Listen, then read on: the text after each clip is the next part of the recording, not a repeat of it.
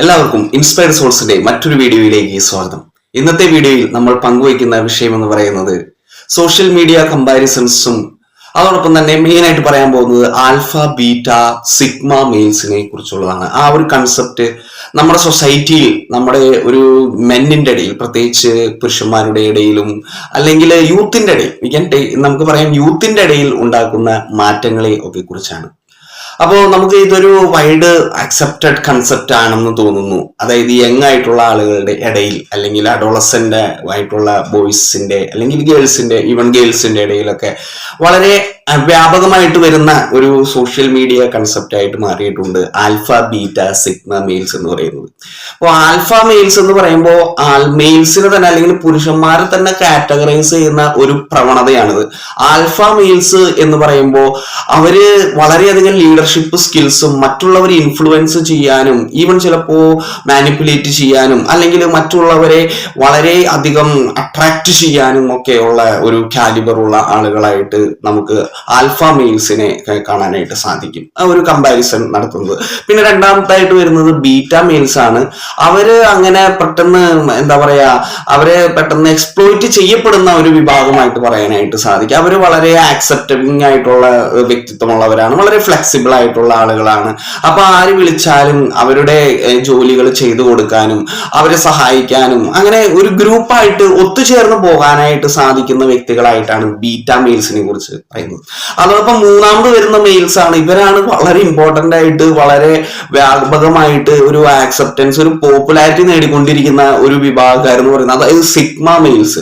Sigma males എന്ന് പറയുമ്പോൾ അവർ വളരെ ലോൺലി ആണ്. അവരങ്ങനെ ആരുമായിട്ടും പെട്ടെന്ന് മിങ്കിൾ ആവുകയില്ല. വളരെയധികം മെയിൽ ഫീച്ചേഴ്സ് ഉള്ള ആളുകളായിട്ടൊക്കെ പറയപ്പെടുന്നു.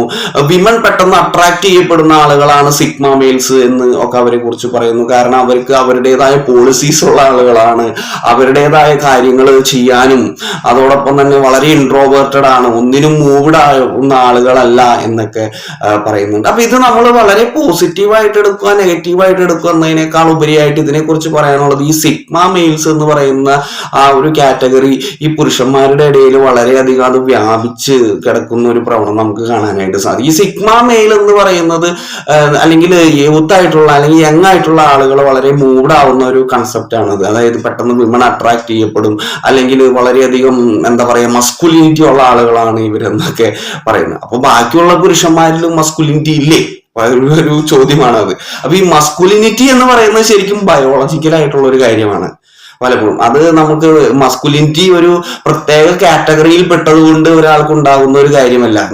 ഒരു വ്യക്തി പുരുഷനാവുന്നത് അദ്ദേഹത്തിന്റെ ബയോളജിക്കൽ ക്യാരക്ടറാണ്, ഒരു വ്യക്തി സ്ത്രീ ആകുന്നത് അവരുടെ ബയോളജിക്കൽ ആയിട്ടുള്ള ഒരു ക്യാരക്ടറാണ്. അല്ലെങ്കിൽ സിഗ്മ മെയിൽ ആയതുകൊണ്ട് അയാൾ ഇങ്ങനെയാകുന്നു അങ്ങനെയാകുന്നു എന്നൊക്കെ പറയുന്നത് ഒരു തരം ലേബലിംഗ് ആയിട്ട് നമുക്ക് അതിനെ കാണാനായിട്ട് സാധിക്കാം.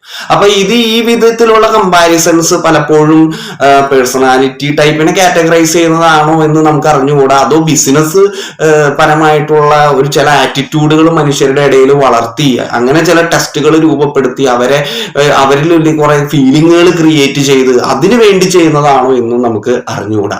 പക്ഷെ നമുക്ക് ഫണ്ടമെന്റലി നമുക്ക് വേണ്ട ഒരു കാര്യം എന്ന് പറയുന്നത് നമുക്ക് നമ്മളെ കുറിച്ച് തന്നെ അവെയർ ആവുക എന്നുള്ളതാണ്.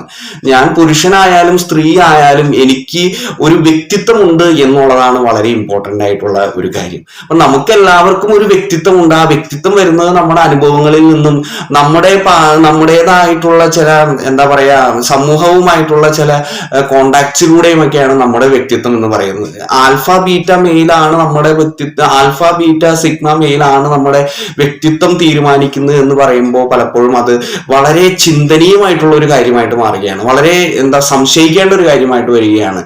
ആൽഫ ബീറ്റ സിഗ്മ മെയിൽസ് എന്ന് പറയുന്നത് വെറും കാറ്റഗറൈസേഷൻ ആണ്.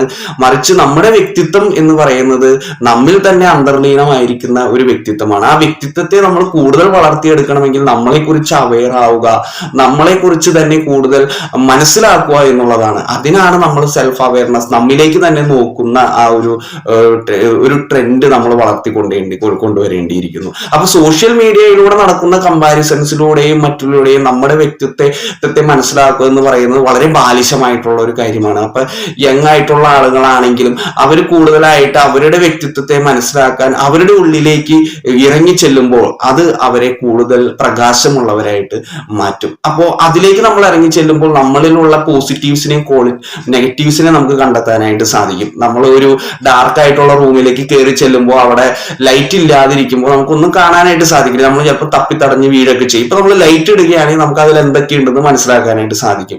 അതുപോലെ ഒരു ലൈറ്റ് ആണ് ഈ സെൽഫ് അവയർനെസ് എന്ന് പറയുന്നത്. അപ്പൊ നമ്മൾ ഡെയിലി ഉള്ള വായനയിലൂടെയും അല്ലെങ്കിൽ നമ്മളെ കുറിച്ചുള്ള ചിന്തിക്കുന്നതിലൂടെയും നമ്മൾ എന്താണ് മനസ്സിലാക്കാൻ ശ്രമിക്കുന്നതിലൂടെയും ഒക്കെ ചെയ്യുന്നത് വഴി നമ്മുടെ ഉള്ളിലേക്ക് നമ്മൾ ഇറങ്ങി ചെല്ലുകയും പുതിയൊരു സെൽഫ് നോളജ് നമ്മൾ കണ്ടെത്തുകയും പുതിയതല്ല നമ്മളെ കുറിച്ച് തന്നെ ഒരു പ്രകാശം ഉണ്ടാവുകയും ചെയ്യുകയും ചെയ്യുന്നു എന്നുള്ളതാണ്.